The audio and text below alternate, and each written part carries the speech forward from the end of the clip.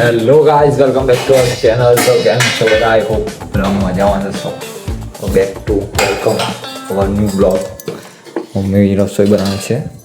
આપણે જઈશું હવે જરાક આંટો મારવા બહાર, કેમ કે જસ્ટ હમણાં જ ઘરે આવ્યા આપણે, ફ્રેશ થયા. એટલે મેચ ચાલે છે IPL.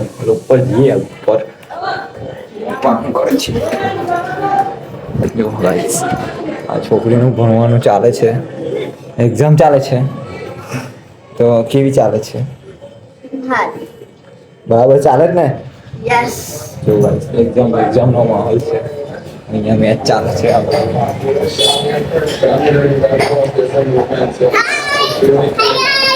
હાય ગાઈસ, આવી ગઈ આપણી. હવે મેચ જોઈશું આપણે શાંતિથી, બરાબર ને? તારી એક્ઝામ નહીં, બુધવારે છે. ખાઈ લઈએ. ખાવાનું શું બનાવે?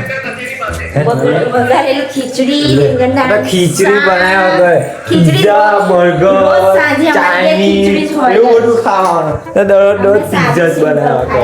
સારું સિમ્પલ શું હે એવું બધું થોડું સારું સિમ્પલ પિઝા, બર્ગર, ચાઇનીઝ.